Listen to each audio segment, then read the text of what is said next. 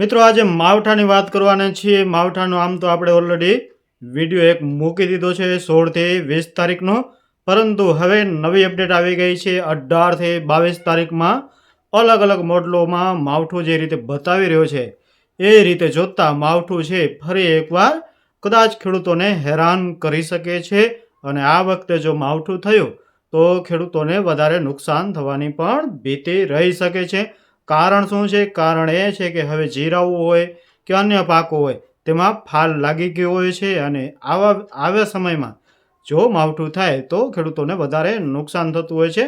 તો કયા કયા મોડલો બતાવે છે માવઠા વિશે, કઈ તારીખ છે અને કઈ બાજુથી માવઠું આવવાનું છે તે સંપૂર્ણ માહિતી આપણે આ વિડીયોમાં આપીશું। પણ એના પહેલાં જેટલા પણ ભાઈઓ જોડાવ તે ચેનલને સબસ્ક્રાઈબ જરૂરથી કરી લેજો, બેલ આઇકન ઓન કરી લેજો અને વધુમાં વધુ વિડીયોને શેર કરજો। આ માત્ર ને માત્ર મોડેલો જે બતાવે છે એ તમારી સુધી હું પહોંચાડવાનો પ્રયાસ કરી રહ્યો છું। તો નમસ્કાર મિત્રો, હું છું આપનો મિત્ર બાલુભાઈ જાડેજા અને જમાવટ ગુજરાતની જમાવટ ટીવીમાં આપ સૌ મિત્રોનું હાર્દિક સ્વાગત છે। જમાવટ ગુજરાતની જે આપણી પહેલી ચેનલ હતી એનું નામ ઘડવારે ઘડી આવી જાય છે। આ આપણી છે જમાવટ ટીવી। આમાં કોઈ કાંઈ લેવા દેવાનું નથી, કોઈ કાંઈ પૈસા કમાવાનું નથી, માત્ર અને માત્ર એક જ ખેડૂતો સુધી જે હવામાનની અપડેટ છે તે પહોંચાડવાની, બાકી ખેતીલક્ષી કોઈ પણ નાની મોટી અપડેટ હોય તો ખેડૂતો સુધી પહોંચાડવાની હંમેશા એક કોશિશ રહેતી હોય છે। બસ એટલા માટે જ આપણે આ ચેનલ બનાવી છે। બાકી કોઈ એવું ન રાખતા કે ભાઈ પૈસા કમાવા છે કે આ તે। તો ચેનલને લાઇક, વિડીયોને લાઇક જરૂરથી કરો, લાઇક કરવામાં બિલકુલ કંજૂસાઈ ન કરજો, વિડીયોને વધુમાં વધુ શેર પણ કરો અને ચેનલને સબસ્ક્રાઈબ પણ કરી લેજો, જેથી તમને આવા નવી દરેક માહિતી મળી રહે વિડીયો દ્વારા। તો હવે ચાલો કયા કયા જે મોડેલો છે તે માવઠું બતાવી રહ્યા છે, કઈ તારીખ છે। તો મોડેલો છે આપણે જીએફ છે, બાકી એક્યુરેટ છે, વેધર બલ્બ છે। તો આ બધા અલગ અલગ મોડેલો છે એ માવઠું બતાવી રહ્યા છે। કોઈ માવઠું છે ભારે બતાવી રહ્યું છે, કોઈ છે હળવું બતાવી રહ્યું છે, કોઈ અડધા ગુજરાતમાં બતાવી રહ્યું છે, કોઈ અડધા ગુજરાતમાં નથી બતાવી રહ્યું। તો આ રીતના બધા મોડેલો માવઠું બતાવી રહ્યા છે। તો ચાલો તમને એ મોડેલો દ્વારા પણ એક બતાવવાનો પ્રયાસ કરી કઈ કઈ જગ્યાએ કેવું માવઠું બતાવી રહ્યું છે। તો આ તમે જોઈ રહ્યા છો અલગ અલગ મોડેલમાં કઈ રીતે માવઠું બતાવી રહ્યું છે।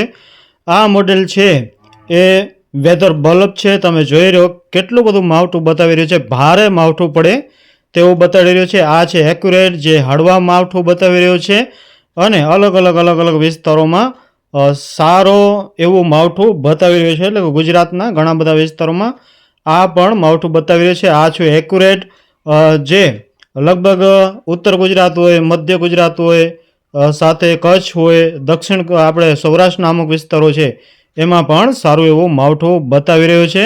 ઓલ ઓવર જોઈએ તો સૌરાષ્ટ્રના અમુક ભાગમાં નથી બતાવી રહ્યું, બાકી બધા ભાગમાં બતાવી રહ્યું છે। આ છે વળી ત્રીજું ચોથું મોડલ જે લગભગ આખા કચ્છમાં માવઠું બતાવી રહ્યું છે। રાજસ્થાન હોય, કચ્છ હોય, પાકિસ્તાન હોય, તો પાકિસ્તાન બાજુથી માવઠું આવે એવું હાલ અત્યારે દેખાઈ રહ્યું છે। ઓલ ઓવર જોઈએ તો લગભગ બધા મોડલ હાલ અત્યારે જોઈએ તો માવઠું બતાવી રહ્યા છે।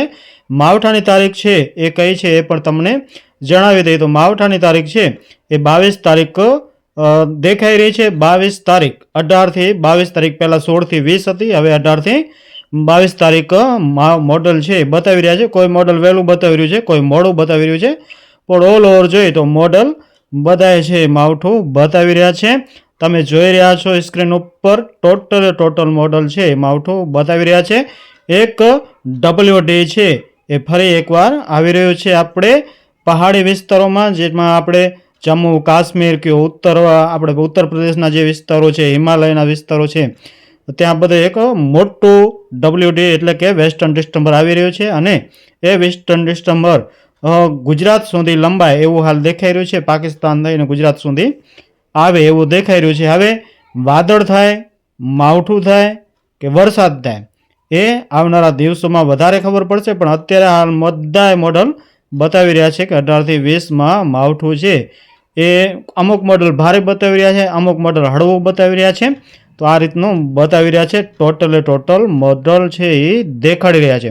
હવે આ આપણે જે માહિતી આપી રહ્યા છીએ, જે પણ આગાહી આપી રહ્યા છીએ, જે પણ એ મોડેલોના આધારે આપી રહ્યા છીએ. આ મારી કોઈ પર્સનલ માહિતી નથી, આ મારું કોઈ અનુમાન નથી.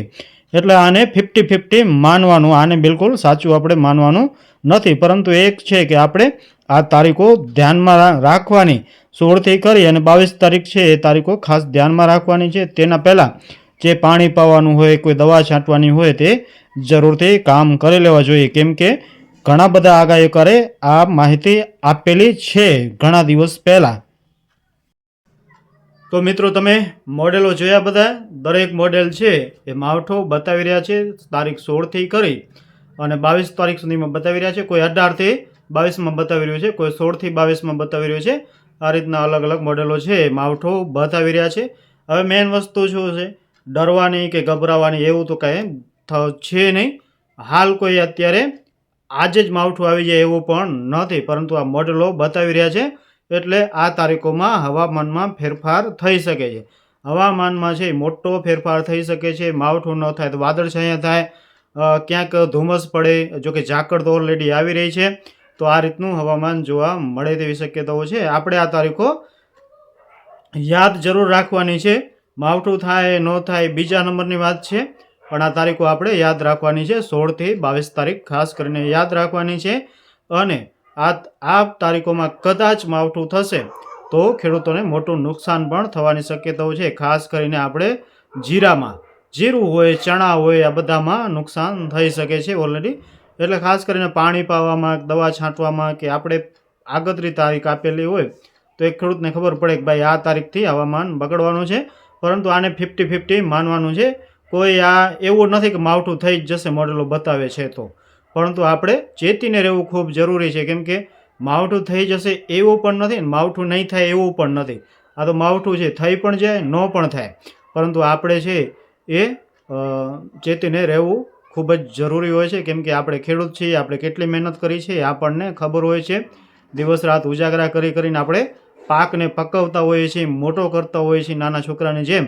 તો આપણે એ તારીખો પણ યાદ રાખવી જોઈએ, જેથી એ તારીખો આપણને યાદ હોય તો આપણે એ તારીખો પહેલાં દવા છાંટવી હોય, ખાતર નાખવું હોય, પાણી આપવું હોય, કંઈ પણ નાના મોટા કામ કરવા હોય, ખેતીના કોઈ એરંડા વીણવા હોય તો આપણે આવું કામ કરી શકીએ છીએ. બાકી હાલ 2 અટેક બીજા પણ જોવા મળી રહ્યા છે. 2 અટેક શેના જોવા મળી રહ્યા છે તો એક ઝાકળ ને ઠંડી, આ 2 લગાતાર જોવા મળે તેવી પૂરેપૂરી શક્યતાઓ છે. ઠંડી છે એમાં વધારો થવાનો છે, કોઈ ઘટાડો થવાનો નથી. જે આપણે પહેલાંથી જ કહી રહ્યા હતા કે આપણે 5 તારીખ પછી છે એ ઠંડી વધારે જોવા મળશે. ઝાકળ આપણે 28થી 30 તારીખની વચ્ચે જ કહી દીધું કે 30 તારીખથી જ ઝાકળની શરૂઆત થઈ જશે. તો ઝાકળ પણ રેગ્યુલર આવી રહી છે ઘણા બધા વિસ્તારોમાં. ઠંડી પણ જોવા મળી રહી છે અને આવનારા દિવસોમાં થોડી ઘણી પવનની સ્પીડ છે એ પણ વધારે જોવા મળે, જેના કારણે ઠંડી થોડીક વધારે જોવા મળી શકે છે. તાપમાન છે, દિવસનું જે તાપમાન આપણે દિવસના સવારના 9-10 વાગ્યા સુધી તાપમાન છે ઠંડુ રહેશે.